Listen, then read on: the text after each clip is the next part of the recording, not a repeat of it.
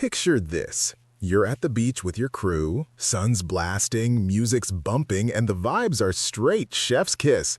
Your buddy hits you with the classic, "Bro, I dare you to swim out past the flags, it's not even that far." You know the rip current warning sign is literally right there, but nah, peer pressure wins, because looking cool matters more than living past 25.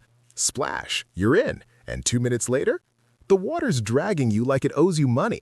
Your legs are burning, arms are noodles, and that "I got this" energy? Gone.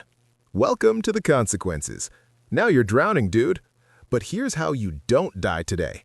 And yeah, I'm the ghost who already screwed this up once, so listen up before you join me.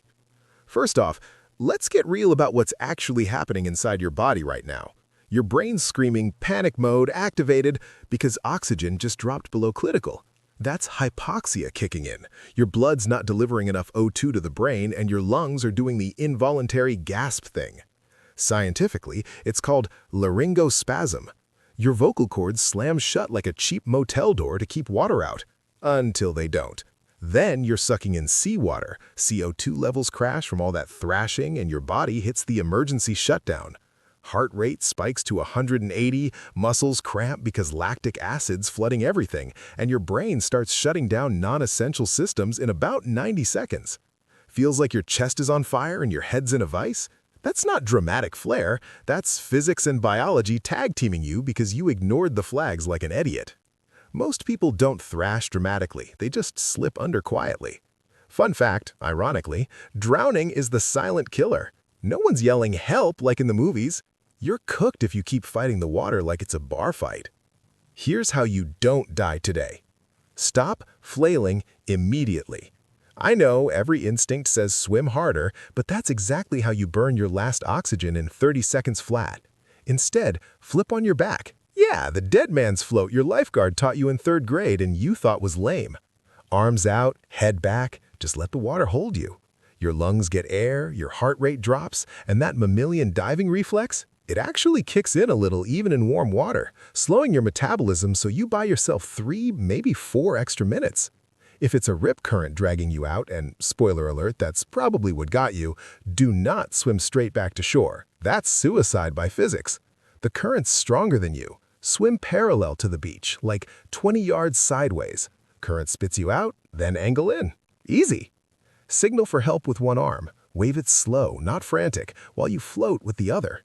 Yell only when you're on the upswell. Screaming underwater is just wasting air and looking like a drowning meme. What not to do? Don't grab your drowning buddy. 2 idiots sinking together is just efficient Darwinism. Don't hyperventilate before you jump in next time either. That drops your CO2 so low, your body forgets to breathe until you're already blacked out. And for the love of whatever's left of your survival instincts, don't tread water like a champ for 10 minutes. That's ego, not strategy. Energy conservation is king. If you're in cold water, curl into a ball, fetal position, to slow heat loss. Hypothermia sneaks up faster than your ex's texts. Once you're out, don't stand up fast. Your blood pressure's tanked from the cold shock. You'll faceplant and probably puke seawater. Lie on your side, cough it out, and let the pros check for secondary drowning. That's when fluid in your lungs decides to kill you hours later. You're not fine, bro. You're one bad decision away from my side of the veil.